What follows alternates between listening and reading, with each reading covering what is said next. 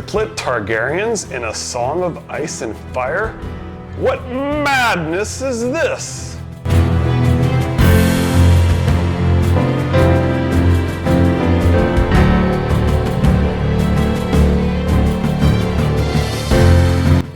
I'm Richard York, Asherah's trueborn son. Welcome back to my channel, discussing unconventional theories about A Song of Ice and Fire, the book series beginning with A Game of Thrones by George R.R. Martin. Please like and subscribe. Spoilers ahead, you have been warned. In our last episode, we discussed the undead symbolism of the Kingsguard and how the two ravens' hiding identities had shrewd eyes.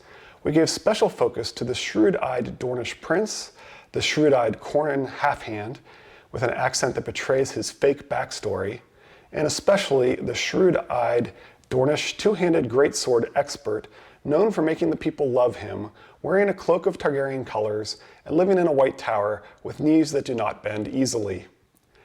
After Howland Reed reminded the Kingsguard that to crown them is to kill them, and that the Kingsguard's vow is to protect them, Arthur would have taken the oldest sister.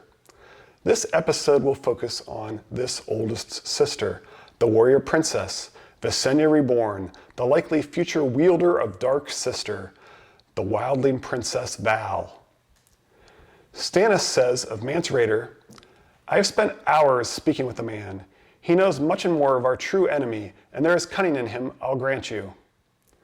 After these hours of discussion, Stannis believes Val is an appropriate heir for Winterfell, at least after Jon's refusal, and that she is a princess, even after Jon corrects him 100 times. You know nothing, Jon Snow. In Jon's chapters, only one character has silver hair. Like Jaime's gold hair silvered in moonlight, Val's honey hair turns silver in moonlight, portraying Jaime and Val as secret Targaryens. Quote, "The wildling princess paused for a moment to gaze out across the snow-covered field where King Stannis had won his battle. Beyond, the haunted forest waited, dark and silent. The light of the half-moon turned Val's honey-blonde hair a pale silver and left her cheeks as white as snow. I loved a maid as white as winter, with moonglow in her hair." Val, white as snow, white as winter, with moonglow in her hair, is the very picture of the winter maid from the Seasons of My Love, the merest song Tysha used to sing that Tyrion has never been able to put out of his head. Winter represents the Starks, so this moonglow reveals her as both Stark and Targaryen. As we mentioned in the Kingslayer episode, moonlight symbolizes purification, revealing the true self. Trust the symbolism. Not only does Val appear white as snow, she likes to wear stark white.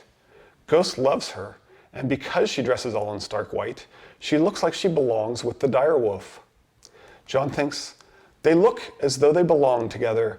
Val was clad all in white, white woolen breeches tucked into high boots of bleached white leather, white bearskin cloak pinned at the shoulder with a carved weirwood face, white tunic with bone fastenings. The Order of the Green Hand points out there are exactly 3 female characters described as tall and fair in the books: Asherah Dane, Sansa Stark, and Val. In A Game of Thrones, in her famous second chapter, Catelyn thinks, "Ned had carried Sir Arthur's sword back to the beautiful young sister who awaited him in a castle called Starfall on the shores of the summer sea. The Lady Asherah Dane, tall and fair, with haunting violet eyes." In A Feast for Crows, Littlefinger says, "At Winterfell, Sansa was a little girl with auburn hair. My daughter is a maiden tall and fair, and her hair is chestnut. Men see what they expect to see, Elaine." And in A Dance with Dragons, Val stood beside him, tall and fair. They had crowned her with a simple circlet of dark bronze, yet she looked more regal in bronze than Stannis did in gold. Her eyes were gray and fearless, unflinching.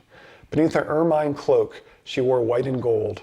Her honey blonde hair had been done up in a thick braid that hung over her right shoulder to her waist. The chill in the air had put color in her cheeks. So Val is being linked to the Starks and a Ned and Asherah's baby swap with this tall and fair language.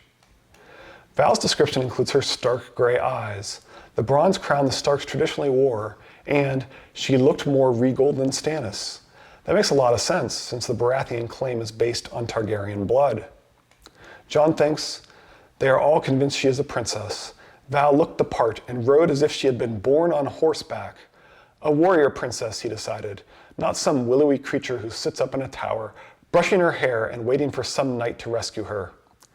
Val, who rode as if she had been born on horseback, takes after her mother, while her younger sister Dany claims not to be a good rider, specifically because she lacks experience. As soon as Dany is on horseback, Dany also rides like she has wings and feels like she's been gifted the wind.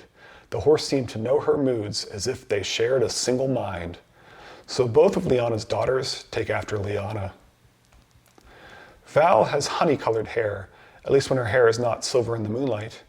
George has planted clues about honey-colored hair throughout the story, which consistently hint at the baby swap, Ned's marriage, Rhaegar and Lyanna, tie Val to Dany and the Targaryens, or imply Val as a future queen. In A Game of Thrones, honey hair refers to Dany's servant, Doreah, which ties honey hair to Dany. In Dany's first chapter in A Clash of Kings, we are told that Doreah's soft golden hair turned brittle as straw, so Val's honey and sometimes silver hair, in addition to being linked to Dany, is golden, and as we already mentioned, silver in the moonlight, making it the two traditional colors of Targaryen hair, just like with Jaime's gold hair silvered in the moonlight. In A Clash of Kings, Tyrion observes, two other girls sat playing at tiles before a leaded glass window. The freckled one wore a chain of blue flowers in her honeyed hair. This ties honey hair to blue flowers, representing Rhaegar and Lyanna. In A Storm of Swords, Tyrion tells Oberyn, Dancy has hair the color of honey. Marie's is pale white gold. I would advise you to keep one or the other by your side at all times, my lord. This tells us that a honey-haired woman should be paired with a woman with hair of pale white gold, pairing Val with Dany and the Targaryens, and implies a warrior should be accompanied by at least one of them, referring to the three heads of the dragon. Next, in A Storm of Swords, Arya mentions that Ned Dane's hair is not quite honey, but more ash. This seems to tie Val to Ned and Asherah, but imply that Ned and Asherah is not quite the correct symbolic tie, but related. In A Feast for Crows, Hotho is trying to convince Victarion that his 12-year-old daughter would be a good choice for a future queen. He tells Victarion she is, quote, fair and fertile, newly flowered with hair the color of honey. Her breasts are small as yet, but she has good hips. She takes after her mother more than me. Hotho volunteers this information because he believes it could help convince Victarion his daughter would make a good future queen. So hair the color of honey seems to be implied as a good characteristic for a future queen, hinting at Val as the first head of the dragon. Darion, the Night's Watch singer with the honey voice, is referred to as having hair of sand and honey, specifically when he introduces Sam to his wife, and he suggests Sam marry her sister. This represents forsaking your no marriage allowed vow with an accompanying marriage to your wife's sister, similar to Ned forsaking his vow and marrying Catelyn Tully, with Jon Arryn marrying her sister. In addition to hinting at Ned's marriage, Darion and Sam are also tasked with saving the baby with king's blood from the Baratheon king.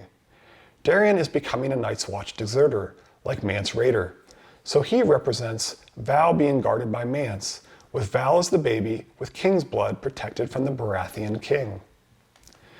Next, we have a very minor spoiler for the Winds of Winter. Turn off the video now if you don't want a very vague reference to Sansa's plot in the Winds of Winter. Honey hair in the Winds of Winter represents a woman needing to be sent back to her father in order for a marriage to take place. This marriage is to the daughter of Catelyn Tully and Ned Stark. This would be a marriage that would include the presumed heir to the north and the presumed heir to the Vale, much like the double wedding that included Catelyn Tully and Ned Stark.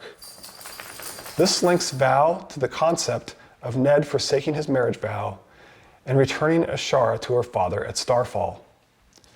So Val is linked to the Starks, Asherah, and Rhaegar and Lyanna, rides like Lyanna, is more Targaryen than Stannis, with silver honey hair, has stark grey eyes, wears the bronze crown of the Stark, belongs with the direwolf, is an appropriate heir to Winterfell, is the Maid of Winter, and is a princess. Trust the symbolism. Just as the Maester of Winterfell, Maester Luwin, along with the Reed siblings of the most magical house in the north, separated the heirs Bran and Rickon, who are now pretending not to be themselves, the Maester of Winterfell, Maester Wallace, along with the Dane siblings of the most magical house in Dorne, separated the heirs Val, Aegon, and Dany. Arthur, due to his Dornish values and possibly the location of their birth, took Aegon's older sister. He went north for a girl, some might say, or for her crown. I would say he went north for his white cloak. The Maester of the Citadel preferred to stick with the male heir. A Kingsguard would be too recognizable at that point to stick with Aegon. To crown them is to kill them. What neither Arthur nor Wallace realized was the third head of the dragon, the child of three, was the princess that was promised. Asherah took the princess that was promised after planting the story of jumping from the Pale Stone Sword. As Mindy on Twitter reminded us recently on Gray Area's Obsidian Knights podcast, the sword referred to as Pale Stone in our story is the ancestral blade of the house that represents female equality in the North, House Mormont. Jon proves himself worthy of this ancestral blade. This ties Jon to Asherah and foreshadows him being worthy of the ancestral sword of House Dane. House Mormont represents female equality in the North. Dornish women represent female equality in Westeros, and Asherah as the Dione represented female equality in our own world. The symbolism ties Jon directly to Asherah Dane. Trust the symbolism. I want to thank Reddit users Can I Try To and The Great Busey for telling me about the Triplet Targaryens in A Song of Ice and Fire. I also want to thank the Order of the Green Hand for analyzing the secret marriage of Eddard and Asherah Dane, the parentage of Aegon, the symbolic ties of Val to the Starks and Asherah, and their take on Arthur as Mance. A Song of Ice and Toodles for the shrewd-eyed elder brothers and the analysis of Dany. Preston Jacobs for casting doubt on Dany's backstory. And Gray Area, Bridge 4, and the usual suspects for keeping the faith on Jaime Targaryen. I could never put this all together by myself. In future videos, I plan to discuss other unconventional theories, such as the Ice Dragon powering the wall, and Joanna Lannister as the silent sister who made Tywin smile. All Tywin's smiles belong to her and her alone. Until next time, 7 blessings.